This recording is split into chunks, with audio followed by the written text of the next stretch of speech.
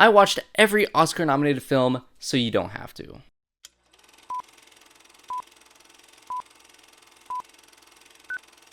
You read the title right. I watched every film nominated for an Oscar this year, and not just for Best Picture, for every single category, from acting to writing to music to the visual effects. I watched them all, so you don't have to. And I'll of course be giving my best guesses as to who will walk away with each award at the end of this video, so if you're looking to perfect your Oscar ballots, stay tuned. But because we have 35 feature films to talk about, let's just jump right into it. Let's start off with the 10 films nominated for Best Picture, starting with... Nominated for 16 awards, Sinners was my favorite film of the year and a clear favorite from the Academy. The film follows the Smokestack twins, played by Michael B. Jordan, in one of the many 2026 dual performances as they try to open a juke joint to bring the people of their hometown together through music and culture. However, a band of vampires show up to take control and assimilate their culture into their own. This movie has it all: gorgeous cinematography from Autumn Durald Arkapaw, a meaningful musical score from Ludwig Göransson, and a sprawling cast of incredible actors that round out the supporting actor nominations. What Coogler was able to do from a writing and directing standpoint in making every single character's history deeply integrated into the story in the first half before having a blast in the horror genre in the second half makes this more than deserving of all the awards that it was nominated for. Nominated for 13 awards, One Battle After Another serves as Paul Thomas Anderson's film that makes me truly understand the hype around him as a filmmaker. This film follows a retired revolutionary whose past comes back to haunt not only him, but his daughter, who he has tried tirelessly to shield from the consequences of his past. PTA weaves together several extended sequences in such a grandiose way that elevates scenes like Leonardo DiCaprio's desperate attempt to find a phone charger into one of the funniest scenes of the year while maintaining an escalating tension in the villain closing in on our heroes. The supporting cast are the true standouts here, with Benicio del Toro contrasting DiCaprio's manic performance, Tiana Taylor and Chase Infinity bringing the heart to the film, and Sean Penn's walk alone making him a favorite to win his third Oscar. Also, that car chase at the end, incredible staging, musical tension, and emotional crescendo to end off the film. Nominated for 9 awards, Sentimental Value continues Joaquin Trier's streak in making some of the most emotionally complex films. This film follows two sisters attempting to re-establish their relationship with their famous estranged father after the death of their mother. This film is also a film about filmmaking, with their ability to express their feelings only really being possible through the art they create. This is an actor's film. The performances here across the board blew me away, especially from the unspoken parallels between Stellan Skarsgård and Renata Rensve's characters. Inga Ibsdottir Lilias also turns in a great performance, making me want to seek out more films she's acted in, along with Elle Fanning providing her career best performance. If I had it my way, this film would win for Best Original Screenplay, as this film featured my favorite script from last year. Definitely seek this one out if you haven't watched it already.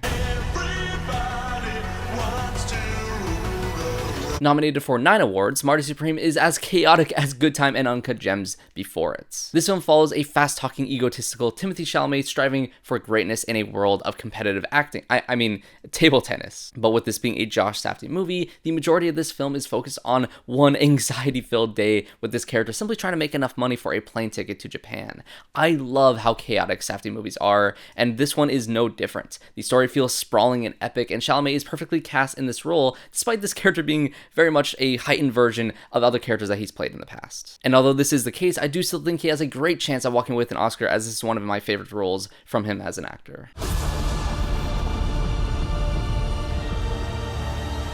Also nominated for 9 awards is Guillermo del Toro's Frankenstein. This film is one of the better adaptations of Mary Shelley's novel, featuring a fantastic supporting performance from Jacob Elordi as Frankenstein's monster. This movie is split between Oscar Isaac's section and Elordi's, and I think Elordi's section is absolutely phenomenal. And with this being a Del Toro movie, the technical aspects all thrive. The production and costume design are bound to collect some trophies, along with a shoo-in for best makeup and hairstyling. I will say that the movie's look feels a bit Netflixy to me. It is nominated for cinematography, and it does look good, but it does look a bit too flat and clean for my taste, especially coming from Del Toro. Nominated for 8 awards is the emotionally devastating Hamnet from Chloe Zhao. This film follows the fictional story based on the real-life loss of Shakespeare and his wife Agnes's son, Hamnet, and how it possibly inspired the iconic play Hamlet. This is by far and away the best performance from Jessie Buckley, who gives it all to her role of a mother filled with love and grief. Paul Mescal acts opposite of her as William Shakespeare and is one of the biggest nomination snubs of the year. There's just so much to love here, from the performances to the emotional story to the look, and of course Max Richter's incredible incredible music, which all aim at making you cry. I spent this entire film thinking that it was going to crush me, and when the ending comes, I still wasn't prepared.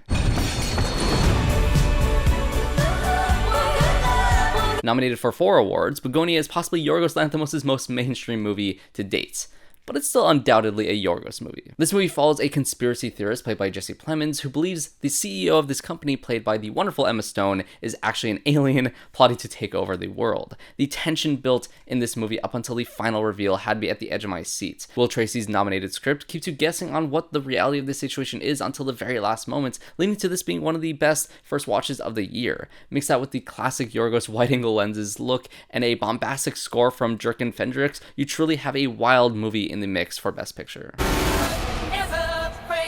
Nominated for 4 awards, F1 is the dad movie of the year. Similar to Top Gun Maverick before it, this movie is a technical marvel. The way Joseph Kosinski captures the racing sequences here was the reason to seek this movie out in theaters when it was released. And yes, for some reason, filmmakers today are allergic to talking about VFX inside of these films, saying that everything is done practically, which is really a disservice to the invisible VFX that makes these race sequences as great as they are inside of this movie. And watching this film in an IMAX theater with the sound piercing through the space was phenomenal. The story here is just okay and a bit cliched, but as far as dad movies go, it more than succeeds.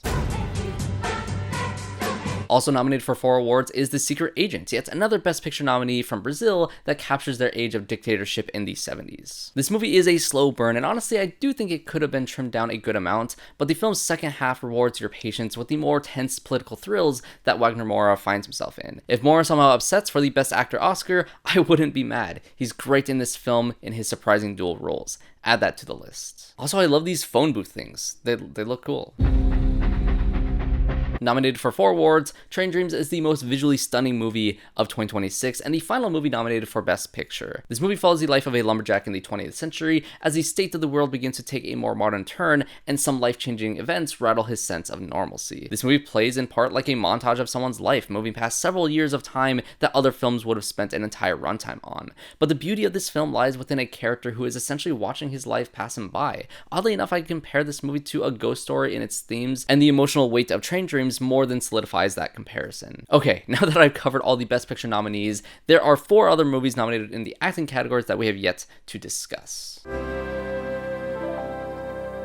Nominated for 2 awards, Blue Moon feels like a stage play brought to the big screen. This movie follows a drunk playwright far past his prime, waiting for his prodigy of a writing partner who just opened the incredibly successful play Oklahoma. I know it's not true, but it feels like this movie has the record for the most lines given to a singular character. Ethan Hawke has monologue after monologue after monologue in this film as he rambles about several anecdotes covering his life, his artistic struggles, and his envy of his students now surpassing his own greatness, with his monologues very occasionally being interrupted by a monologue from Margaret Qualley. Lots of monologues in this one. Without the extremely witty screenplay and Hawke's engaging performance, this movie just wouldn't work. But because of both of those things, this movie is deserving of its 2 nominations. Nominated for 1 award, Song Sung Blue is the token white people movie of 2026. This movie follows the love story between Lightning and Thunder, 2 singers who cover other artists' songs at fairs who start the greatest Neil Diamond cover band Wisconsin has ever seen. And I was honestly surprised at how much I enjoyed this movie. It isn't my favorite of these nominees. Honestly, it's probably fairly low on my list if I were to rank all of these films that I watched for the Oscars this year, but I still had a good time watching this one, mainly because it takes a surprisingly shocking turn that had me shocked to find out that it wasn't embellished when translating this true story to film. Hugh Jackman is solid in this movie, but it really is Kate Hudson who is putting in the work to make this movie as successful as it is. Nominated for 1 Oscar, and my personal award for Best Titled Movie of 2025 is If I Had Legs, I'd Kick You. It is the most anxiety-ridden film that I will also never watch again. If you've seen the movie, the hamster was me trying to escape from this film, and it went about as good as it did for that hamster. Give me all your information! What the fuck is that? What? That!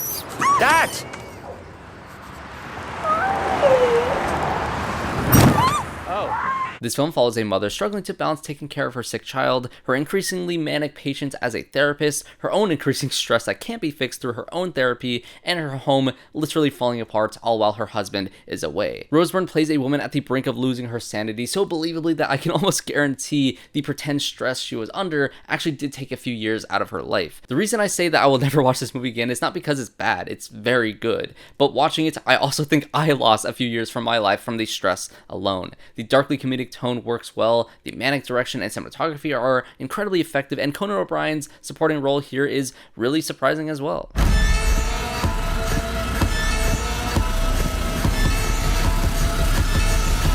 Nominated for one award, Weapons is the exact type of horror film I love to see actually get some awards recognition. This film follows several branching storylines all surrounding the disappearance of an entire class of children. The film follows the teacher, the principal, one of the grieving fathers, the only kid in the class who didn't go missing, and of course the perpetrator of the kidnappings, played by Amy Madigan. I love this movie's constantly evolving narrative. The use of chapters in this film is great, and I love the unpredictability of where this film was heading after each turn of events. And of course, Amy Madigan was a standout in this film, a delightfully campy horror movie performance that I'm thrilled is getting recognition. Justice for Toni Collette in Hereditary. Maybe if that film came out today, the Academy would have recognized it like it's recognizing Amy Madigan in this film. Besides The Secret Agent and Sentimental Value, there are also 3 other nominees for International Feature. Nominated for 2 awards, It Was Just an Accident is the Iranian submission for Best International Feature and is one hell of a timely film. This film follows a former Iranian prisoner who kidnaps the cruel and abusive jailer that tortured him in prison. Unsure that it is actually the correct man, he attempts to confirm his identity by seeking help from the other victims of the man that ruined their lives. This was another major standout of all the nominees that I watched for this video. Every single character that weaves into this story have vastly different reactions when encountering their potential ex-captor, and even more vastly different opinions on what to do with him. The script here is so well paced, with the tension constantly building to an incredibly satisfying and poignant conclusion.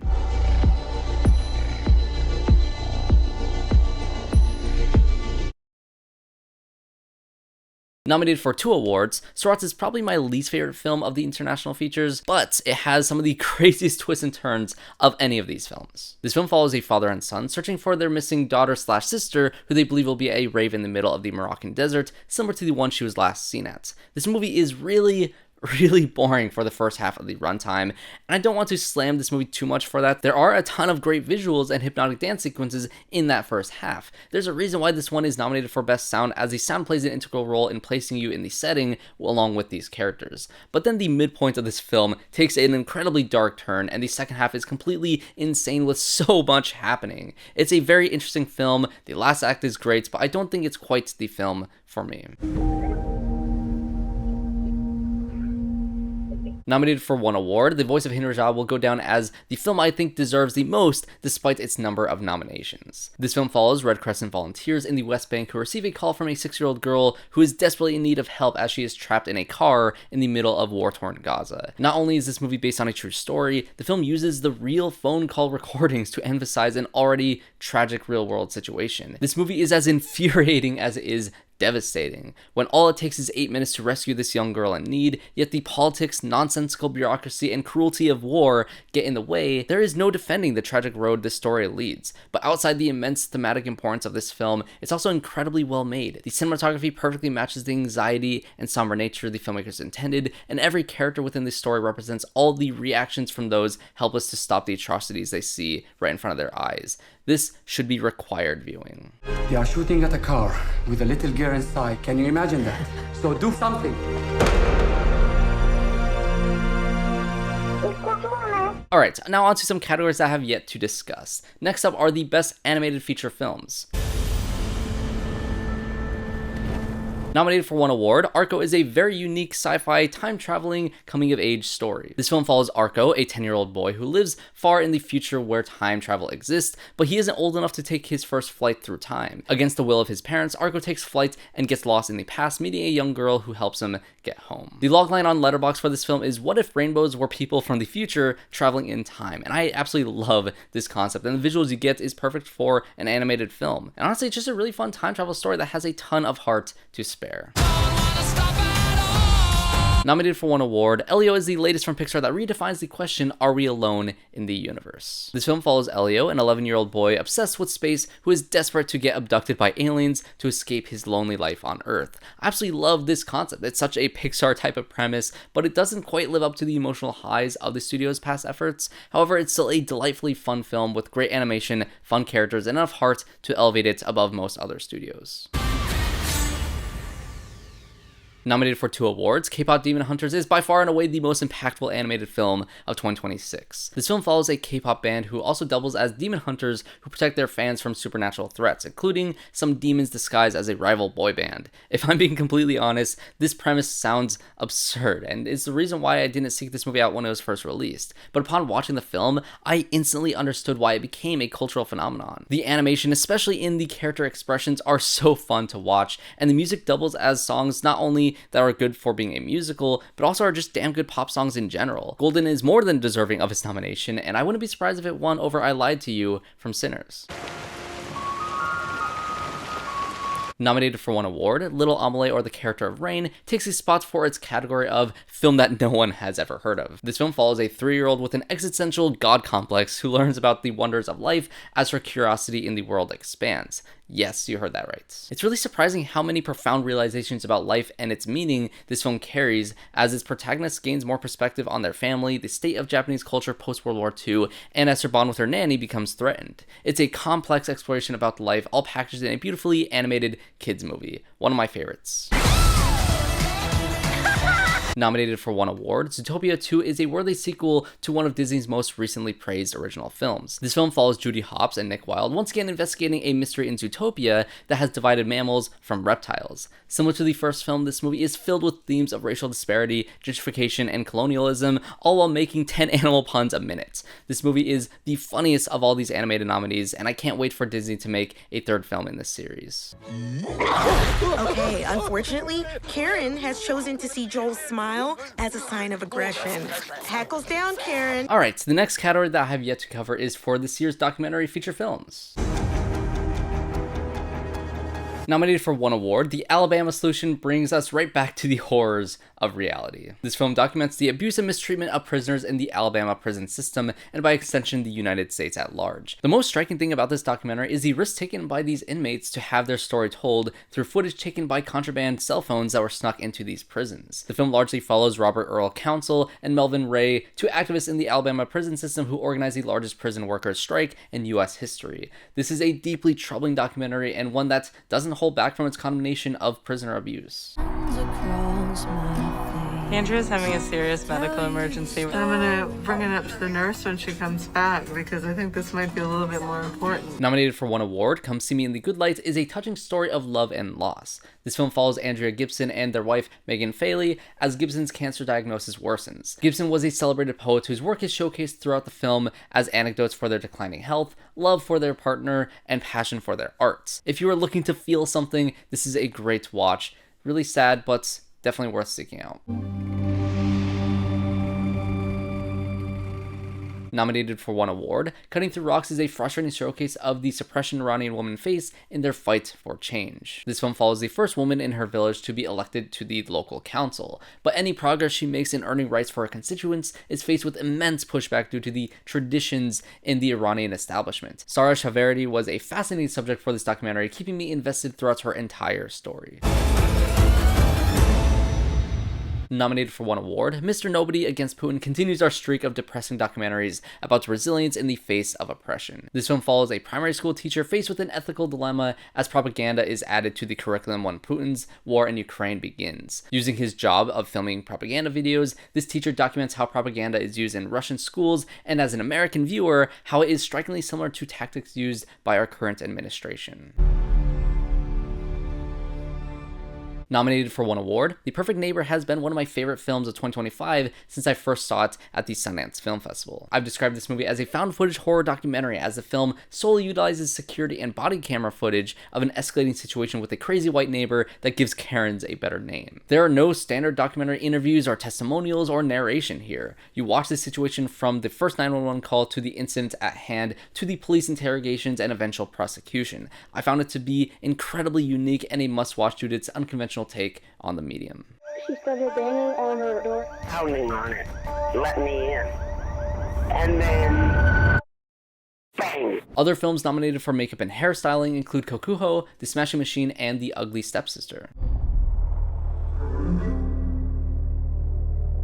Kokuho is a film that was never on my radar until I decided to watch all these awards movies, and I'm so glad that I did. This film follows a rivalry of sorts between the son of a kabuki actor, who is positioned to take the reins of his father's acting legacy, and the adoptive brother, who is given the honor instead. This is a very long movie, and it's probably longer than it should be, but the film's story spans across decades of time, so there's plenty of story here to dig into. It shares a lot of the same themes of the cost of greatness and striving for artistic expression that both Marty Supreme and Sentimental Value share, so it fits very well amongst a host of other nominated films. I know it's only nominated for Best Makeup and Hairstyling, which, yeah, makes a ton of sense, but I also think it deserved a nomination for score and cinematography, underrated and underseen by many for sure.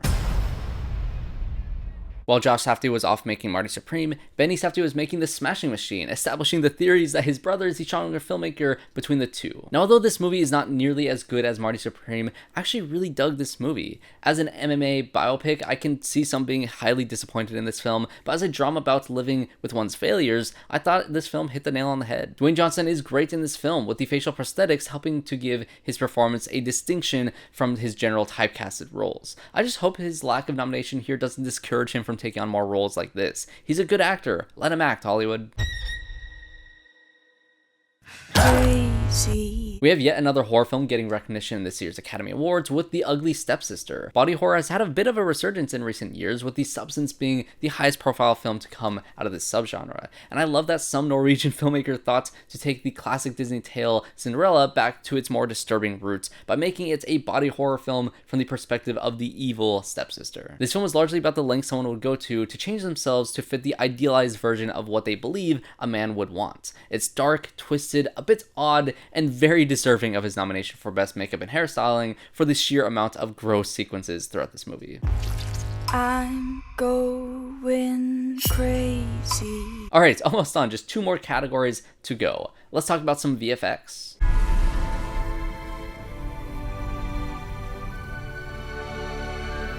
I mean, yeah, Avatar is going to win this award. What is there to say about the visual effects of Avatar Fire and Ash that hasn't already been said? You forget James Cameron didn't actually go into space and find Pandora to film it practically as you watch each of these films. Just look at this, it's crazy. But now that we have 3 of these films and they're all like 3 hours long, the story is more than stale. This was by far my least favorite of the series, and I think it's time for Jim to move on.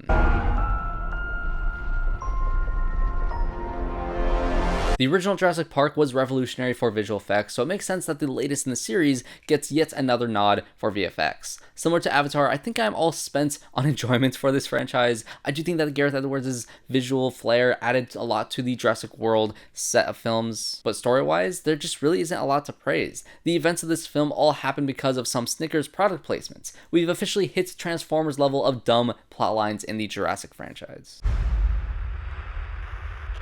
Kevin? Can you hear me? The Lost Bus follows the true story of California's most devastating wildfire, and no, we're not talking about the recent Palisades fire, although this film hits very close from home coming from somebody who does live in LA. The intense buildup of dread this movie manages to capture as the fires begin is by far the most praiseworthy aspect of this film, and the VFX is there to support just that. This movie is the most effective during the more grounded sequences as the fire worsens, than the heightened set pieces as it gets to Matthew McConaughey driving a bus full of children through fire. But despite this, it's still thrilling throughout the entire runtime. Alright, and finally we have the last 2 nominees for original song. Dear me. Diane Warren will continue her streak as the most nominated woman in Oscar history, along with her record of the most Oscar losses from any singular nominee without a win. She's got to have some blackmail on the Academy voters or something to get nominated this consistently, but it was finally nice to learn a bit about her rather than just seeing her name pop up every single year. I never realized how many hits she wrote throughout her career, but this documentary as a whole was not too engrossing. It's a standard doc on a moderately interesting subject. I don't know what's happening. Pronto? Viva Verity. I actually lied. I didn't watch this one. The song's kind of good though. I did listen to that. Alright, I am exhausted, but those are my thoughts on all 35 feature films nominated for Oscars this year. So now on to my final predictions. I will be giving my official guesses along with who might win, so I'll have at least some excuse when I inevitably get most of these wrong. But here we go. Let's start off with actor in a leading role. I think I've got to go with Michael B. Jordan for Sinners. He seems to have the momentum at the moment based on his BAFTA and SAG wins, but Timothée Chalamet will be my maybe. Actor in a supporting role. Sean Penn will most likely win this award, although like I said, I do prefer Benicio del Toro's performance in One Battle After Another more so than his. My guess for who might win is Stellan Skarsgård. I definitely want him to win the award, but I do think it'll go to Sean Penn. Actress in a leading role. Jessie Buckley is a shoo-in for Best Actress. Definitely the category I'm most confident in, although it would be cool to see Renata Rensway win instead. Actress in a supporting role. This is definitely a tough one, as the previous award shows have really been all over the place. But I think I am going to go with Wunmi Mosaku for who I think will win the award, along with who I hope will win the award. She was great inside of Sinners.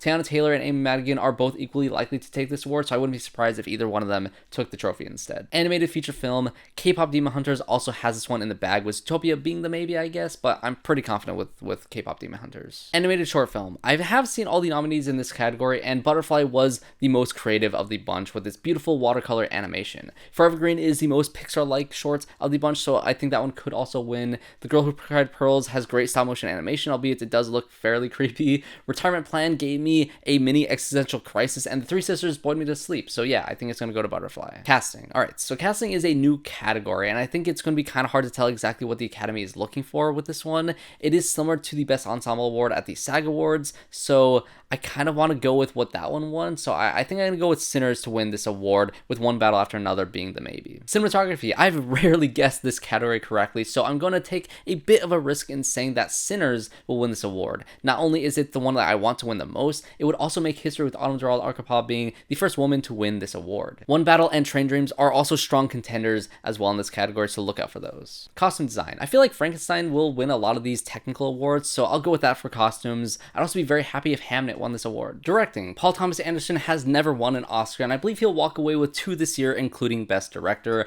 Ryan Coogler is of course the strong maybe, and is my personal choice in this category. Documentary feature film. I honestly have no clue who will win this. The doc category this year is very strong, but I have to go with The Perfect Neighbor, as it has been one of my favorite films since January of last year. But I do think The Alabama Solution is a strong contender as well. I also love that film. Documentary short film. I didn't get a chance to watch the documentary short films this year. I'm going to try to watch it after filming this video, but I've heard a lot about All the Empty Rooms, so I think I'm going to go with that one, having not seen the films yet. So let's just go with that. All right, it's film editing. I think that this is where One Battle will start to take shape as the biggest winner coming out of the Oscars this year. So I'll say that it'll win for editing, with F1 being the maybe. International feature film. Part of me wants to say that The Secret Agent will win, but I think that one will be my maybe. My bias towards sentimental value may stray me in the wrong direction here, but I'm sticking with that winning, although no other choice should have been nominated and honestly should have won in this category, but I will go with sentimental value. Okay, live action short films. I also haven't seen these ones just yet. I'm going to try to watch them after I make this video,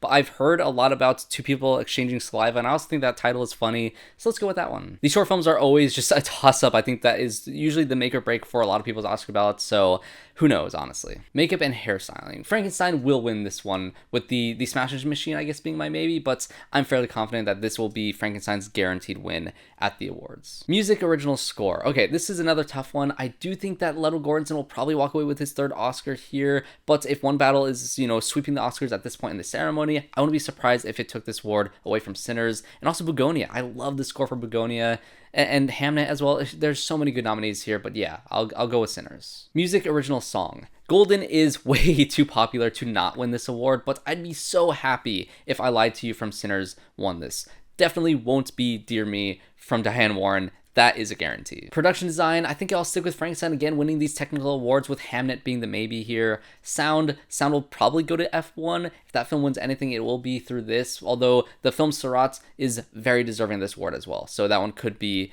a dark horse. Visual effects, it's Avatar, no maybes. Writing, adapted screenplay, Paul Thomas Anderson will pick up his 2nd Oscar here, with Hamnet being the maybe in this category for me, because I think that the screenplay for Hamnet was the best adapted screenplay this year. Writing original screenplay, Ryan Coogler will be winning his first Oscar for Sinners, with Sentimental Value being my personal choice and my maybe in this category. And last but not least, we are at Best Picture. I've been going back and forth between Sinners and One Battle After Another for the past week or two. I was so confident that One Battle would win since it came out, as, you know, I feel like the Academy usually goes with the boring, easy, and obvious choice. Not that One Battle After Another isn't deserving of this award, I just really, really want Sinners to win this. And to be completely honest, I'm currently reading this script for this video off of a teleprompter, but I didn't put my guess for Best Picture here, so I just left a blank space here. So who do I think will win Best Picture? My final guess is...